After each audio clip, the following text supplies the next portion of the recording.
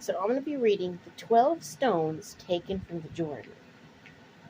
And it came to pass, when all the people had completely crossed over the Jordan, that the Lord spoke to Joshua, saying, Take for yourselves 12 men from the people, one man from every tribe, and command them, saying, Take for yourselves 12 stones from here, out of the midst of the Jordan, from the place where the priest's feet stood firm.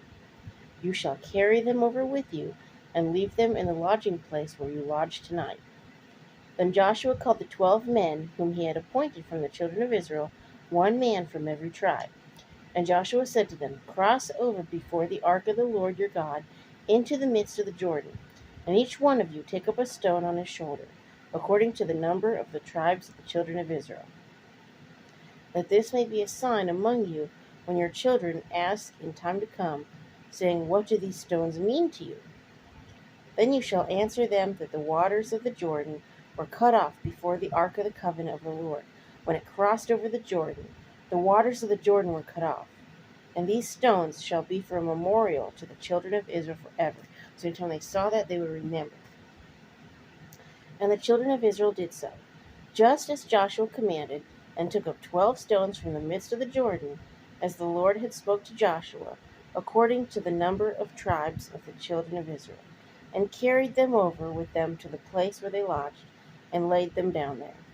Then Joshua set up 12 stones in the midst of the Jordan, and the place where the feet of the priests who bore the ark of the covenant stood, and they are here to this day. So the priests who bore the ark stood in the midst of the Jordan until everything was finished, that the Lord had commanded Joshua to speak to the people, according to all that Moses had commanded Joshua. And the people hurried and crossed over. Then it came to pass, when all the people had completely crossed over, that the ark of the Lord and the priests crossed over in the presence of the people. And the men of Reuben, the men of Gad, and the half-tribe of Manasseh crossed over armed before the children of Israel, as Moses had spoken to them. About 40,000 prepared for war crossed over before the ark of battle to the plains of Jericho. On that day the Lord exalted Joshua in the sight of all Israel, for they feared him, and they had feared Moses all the days of his life. Then the Lord spoke to Joshua, saying, Command the priests who bear the ark of the testimony to come up from the Jordan. Joshua therefore commanded the priests, saying, Come up from the Jordan. And it came to pass, when the priests who bore the ark of the covenant of the Lord had come from the midst of the Jordan, and the soles of the priests' feet touched the dry land, that the waters of the Jordan returned to their place and overflowed all its banks as before. So can you imagine seeing that? The priests, they step in the water moves out the way. Walk across, the priests step in the water again, water's filled again. I don't think I would need any question after that. I mean, but you'll see how stubborn people are. Now the people came up from the Jordan on the 10th day of the first month, and they camped in Gilgal on the east border of Jericho. And those 12 stones which they took out of the Jordan, Joshua set up in Gilgal. Then he spoke to the children of Israel, saying, Will your children ask their fathers in time to come, What are these stones? Then you shall let the children know, saying, Israel crossed over this Jordan on dry land. For the Lord your God dried up the waters of the Jordan before you, until you had crossed over, as the Lord your God did to the Red Sea, which he dried up before us until we crossed over. All that the peoples of the earth may know the hand of the Lord, that it is mighty, that you may fear the Lord your God forever. I like that. That you may fear the Lord your God forever. Because, God can do that kind of stuff. Think about what he could do today. Okay? My father-in-law has cancer. Okay? And he's kind of scared because, he knows where he's going to go, but he doesn't want to leave his wife and grandchildren, his son, and me and everybody behind, So please keep him in our prayers.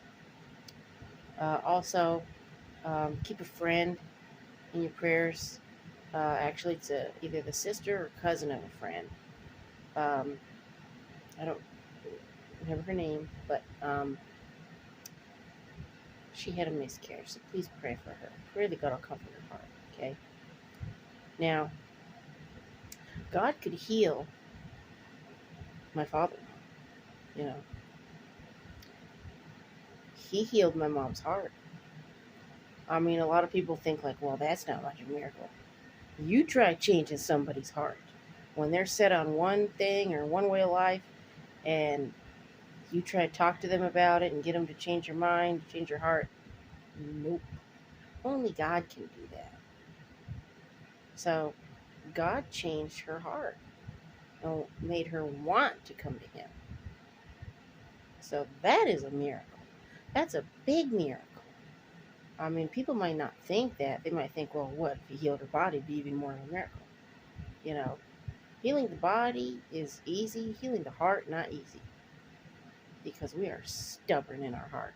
We want to do what we want to do, and we don't want anybody telling us what to do.